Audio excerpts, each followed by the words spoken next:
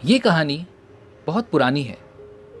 जब प्राचीन काल में तिब्बत के किसी गांव में बने हुए बौद्ध मठ में काम करने वाला एक लामा अपने मुख्य मठ के प्रधान को एक पत्र लिखता है और उस पत्र में वह लामा यह लिखता है कि कृपा करके इस बौद्ध मठ में एक और लामा भेजिए, हमें उसकी सख्त आवश्यकता है।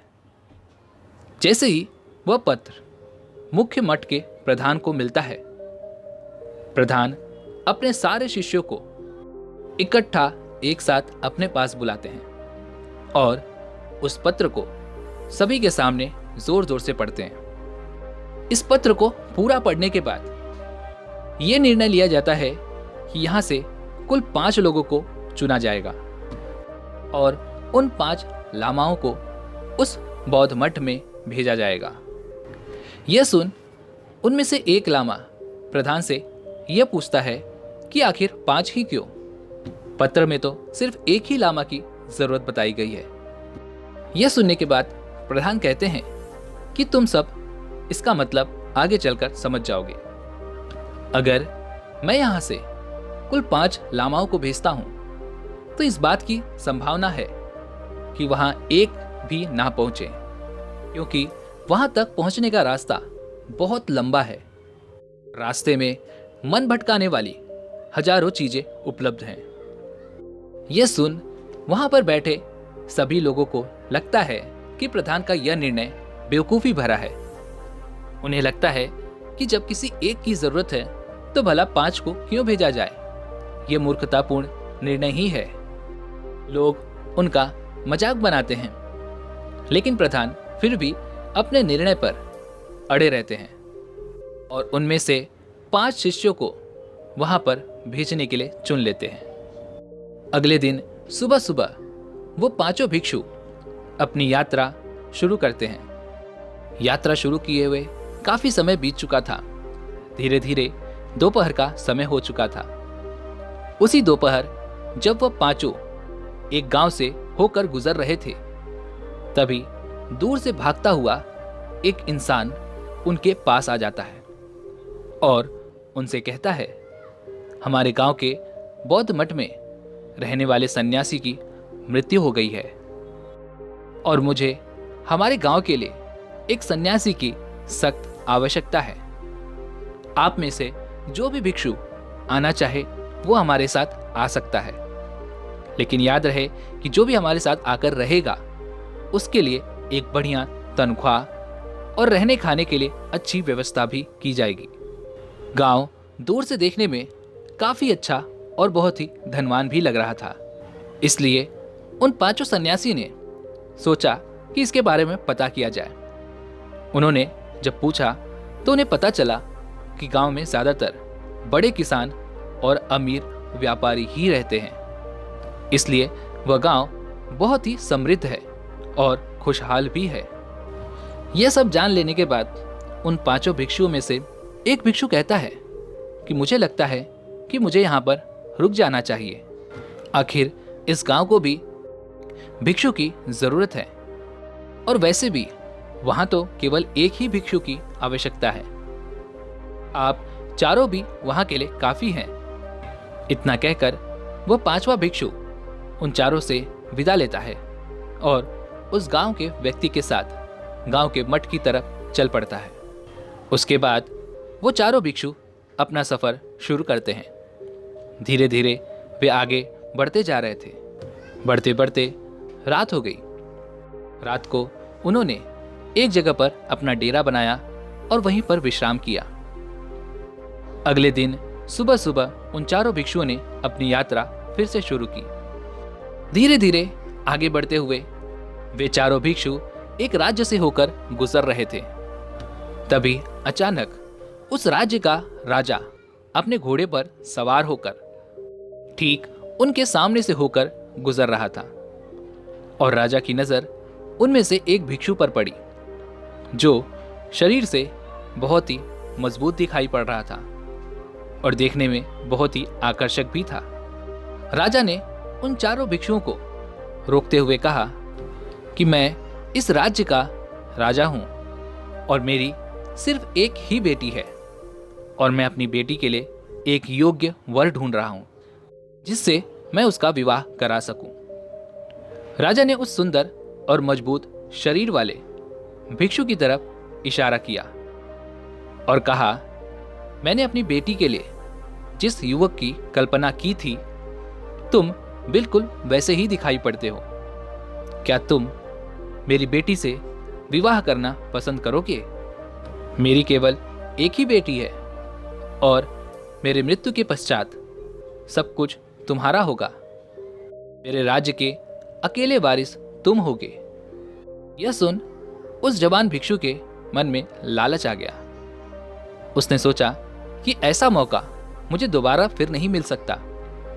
इस राजा की अगर मैं बात मान लूं तो जिंदगी भर मैं ऐशो आराम से जी सकता हूं।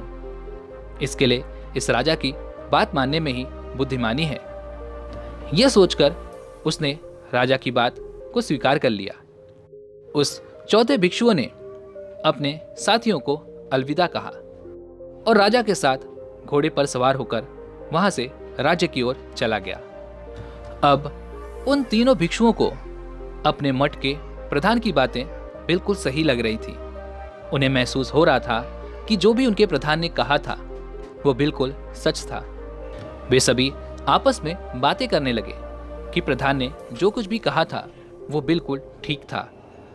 जैसा कि प्रधान ने कहा था, रास्ता बहुत लंबा है और तुम्हारे मन को भटकाने वाली चीजें रास्ते में तुम्हें हजारों मिल जाएंगी। अब उन तीनों ने यह निर्णय लिया कि अब वो बाकी बचा हुआ सफर बहुत ही सावधानी पूर्वक करेंगे और रास्ते में आने वाली ऐसी कोई भी चीज जो उनका मन भटका दे उस पर वह ध्यान नहीं देंगे। हालांकि उन तीनों भिक्षुओं को अंदर से उन दोनों भिक्षुओं के लिए जलन महसूस हो रही थी जो उन्हें छोड़कर जा चुके थे। वे तीनों भिक्षु अपना सफर आगे के लिए शुरू करते हैं। देखते देखते रात हो जाती है और वह इनकी तीसरी रात होती है और इस तीसरी रात में वो तीनों भिक्षु अपना रास्ता भटक जाते हैं। बहुत ढूंढने पर उन्हें दूर से जलते हुए एक दिए का प्रकाश दिखाई देता है। किसी तरीके से वे उस दिए तक पहुंच जाते हैं। वहां एक घर था जिसकी खिड़की पर एक दिया लटका हुआ था। उन्होंने दरवाजे पर खड़े होकर जोर से आवाज लगाई तो उस घर में से एक युवती ने घर का दरवाजा खोला। लड़की ने उन्हें झुककर प्रणाम किया और फिर घर के अंदर आने के लिए कहा। जब वह तीनों भिक्षु उस घर में जाकर बैठ गए तब उस युवती ने कहा कि क्या आप लोगों को भगवान ने यहाँ पर भेजा है? क्योंकि मैं इस घर में अकेली रहती हूँ और मैं अपने माता पिता के लौटने का बहुत ही लंबे समय से इंतजार कर रही थी, लेकिन वो अभी तक नहीं लौटे और मुझे अकेलेपन से बहुत डर लगता है। अच्छा हुआ कि आप लोग यहाँ आ गए। कृपा करके अगर हो सके तो आप लोग यहाँ पर कुछ दिन के लिए रुक जाएं, जब तक मेरे माता पिता वापस घर को नहीं आ जाते। उस लड़की ने उन तीनों भिक्षुओं के लिए खाने का प्रबंध किया और फिर उन्हें सोने के लिए बिस्तर दिया। अगली सुबह उन तीनों भिक्षुओं को वहां से निकलना था, लेकिन उनमें से एक भिक्षु उस लड़की की सुंदरता पर मोहित हो गया था और उसके विनम्र स्वभाव के कारण उसने मन बना लिया था कि वो यहीं पर रहेगा। वह मन ही मन सोच रहा था कि इस युवती के माता पिता अभी तक वापस नहीं आए तो मुझे यहाँ पर रुक जाना चाहिए। उसने अपने दोनों भिक्षु भाई से भी कहा कि जब इस लड़की के माता पिता वापस आ जाएंगे तब मैं खुद ही तुम्हारे पास आ जाऊंगा। उन दोनों भिक्षुओं ने उस तीसरे भिक्षु को समझाने की बहुत कोशिश की, लेकिन वह कुछ भी सुनने के लिए तैयार ही नहीं था और आखिरकार उन दोनों को ही आगे के सफर के लिए निकलना पड़ा। उन दोनों भिक्षुओं ने किसी तरह से उस दिन का सफर तय किया और फिर अगली सुबह जब वो दोनों एक गांव से होकर गुजर रहे थे तो एक बड़ी सी भीड़ उन्हें घेर लेती है, क्योंकि वह गांव नास्तिक लोगों का था जो किसी भी धर्म को नहीं मानते थे। उन्हें किसी भी धर्म में कोई विश्वास नहीं था। गांव के लोगों ने उन्हें चुनौती देना शुरू किया कि यदि तुम सिद्ध करो कि जो भी तुम्हारे बुद्ध ने कहा है वह सब 100% सत्य है। उसी गांव के एक बड़े विद्वान व्यक्ति ने भी उन दोनों भिक्षुओं को चुनौती दी, आओ मेरे साथ बहस करो और ये साबित करो कि तुम्हारे बुद्ध के द्वारा बताए गए सिद्धांत सच हैं। उन दोनों भिक्षुओं में से एक ने गांव वालों की चुनौती को स्वीकार कर लिया और अब पहले वाले भिक्षु ने दूसरे वाले भिक्षु को बहुत समझाने की कोशिश की कि तुम ये क्या कर रहे हो, पता नहीं इस बहस में कितना समय लगेगा, हमें जल्दी से जल्दी उस मठ पे भी तो पहुंचना है, जैसा हमें प्रधान ने कहा है कि हमें पूरी कोशिश करनी है वहां जल्दी से जल्दी पहुंचने की।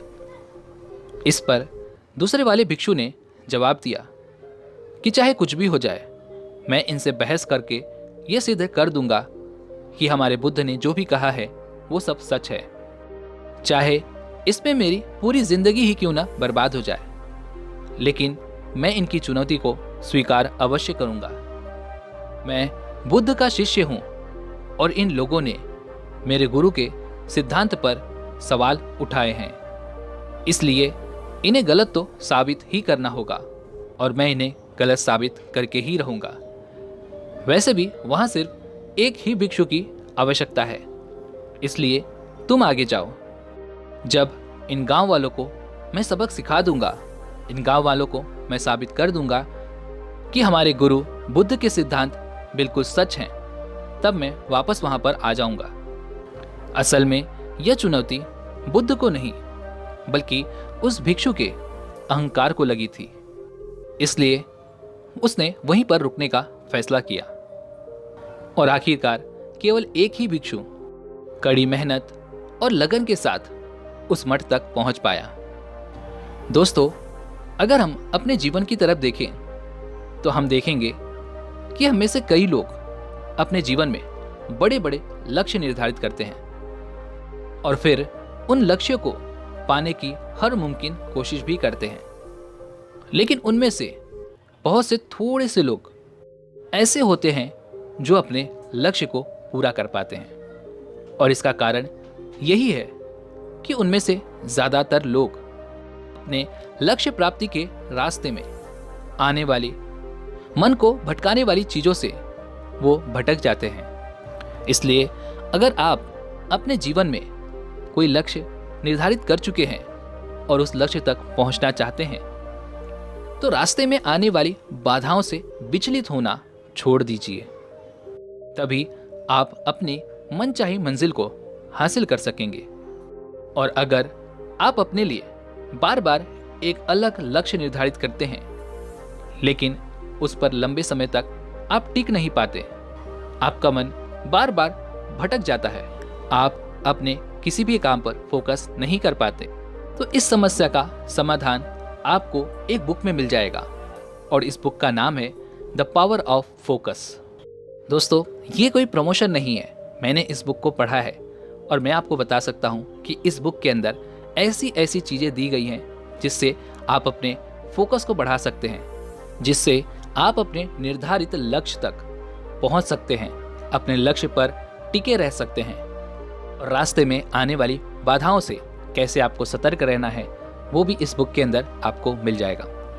दोस्तों, उम्मीद है कि आपने आज की इस वीडियो से ज़रूर कुछ न कुछ सीखा होगा, तो वीडियो को लाइक और अपने दोस्तों के साथ शेयर जरूर कीजिएगा और हमें सपोर्ट करने के लिए चैनल को सब्सक्राइब और घंटी बटन को ज़रूर दबा दीजिएगा। तो चलिए मिलते हैं ऐसी एक और वीडियो में, तब तक के लिए अपना ख्याल रखें। धन्यवाद।